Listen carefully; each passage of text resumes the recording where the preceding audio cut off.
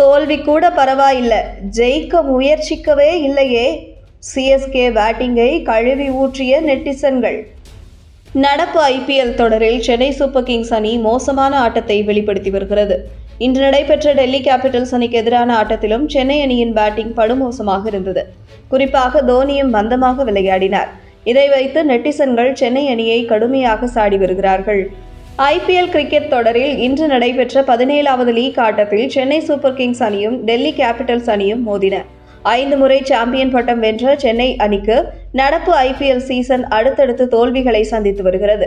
சென்னை சேப்பாக்கம் மைதானத்தில் நடைபெற்ற இந்த போட்டியில் அபார ஆட்டத்தை வெளிப்படுத்தி தனது பழைய ஃபார்முக்கு சென்னை அணி திரும்பும் என எதிர்பார்க்கப்பட்டது. ஆனால் டெல்லி கேபிட்டல்ஸ் அணியிடம் சென்னை அணி தோல்வியை சந்தித்துள்ளது. டாஸ் வென்ற டெல்லி கேபிட்டல்ஸ் அணி முதலில் பேட்டிங் செய்தது. 20 ஓவர்களில் 6 விக்கெட் இழப்பிற்கு 183 ரன்கள் எடுத்தது. சென்னை கிரவுண்டை பொறுத்தவரை இது கொஞ்சம் சவாலான இலக்குதான். அந்த வகையில் பந்துவீச்சில் சொதப்பிய சென்னை அணி பேட்டிங்கில் சிறப்பாக செயல்பட்டு வெற்றி பெறும் என ரசிகர்கள் எதிர்பார்த்தனர். ஆனால் சென்னை அணிக்கு வழக்கம் போலவே இந்த ஆட்டத்திலும் துவக்கம் சரியாக அமையவில்லை. ரச்சின் ரவீந்திரா 3 ரன்கள் அவுட் ஆகி ஏமாற்றம் அளித்தார். பெரிதும் எதிர்பார்க்கப்பட்ட கான்வேயும் 13 ரன்களில் ஆட்டமிழந்தார்.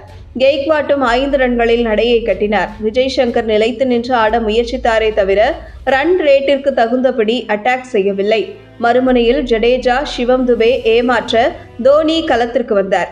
சென்னை ரசிகர்கள் பெரும் ஆரவாரத்திற்கிடையே களத்திற்கு வந்த தோனி மந்தமான ஆட்டத்தை வெளிப்படுத்தினார். இதனால் ரன் ரேட் எகிரிக்கொண்டே சென்றது. 10.4 ஓவரில் தோனி களத்திற்கு வந்தார். 11வது ஓவர்கள் முடிவில் சென்னை அணி 5 விக்கெட் இழப்பிற்கு 76 ரன்கள் எடுத்திருந்தது. அப்போது 100க்கும் மேல் ரன்கள் வெற்றிக்கு தேவைப்பட்டது. கொஞ்சம் அடித்து ஆடி இருந்தால் சென்னை அணி எளிதாக எட்டி பிடித்திருக்கலாம். ஆனால் தோனி, விஜய் சங்கர் மந்தமான ஆட்டத்தை வெளிப்படுத்தியதால் ரன் ரேட் எகிரிக்கொண்டே சென்றது. சிக்ஸரும் பவுண்டரிகளுமாக விளாச வேண்டிய நேரத்தில் கூட சென்னை அணி வீரர்கள் இருவரும் சிங்கிள்களை எடுத்தது சென்னை ரசிகர்களை எரிச்சலடைய வைத்தது. இடையிடையே 1-2 சிக்ஸர்களையும் பவுண்டரிகளுக்கும் பறக்க விட்டாலும் கூட இது ரன் ரேட்டிற்கு தகுந்த பேட்டிங்காக இல்லை. கடைசியில் சென்னை அணி 5 விக்கெட் இழப்பிற்கு 158 ரன்கள் எடுத்து 25 ரன்கள் வித்தியாசத்தில் தோல்வியடைந்துள்ளது. சென்னை அணியின் மோசமான பேட்டிங்கை நெட்டிசன்கள் கடுமையாக விமர்சித்து வருகிறார்கள். சென்னை அணி வெற்றிக்காக முயற்சிப்பது போல கூட இல்லை.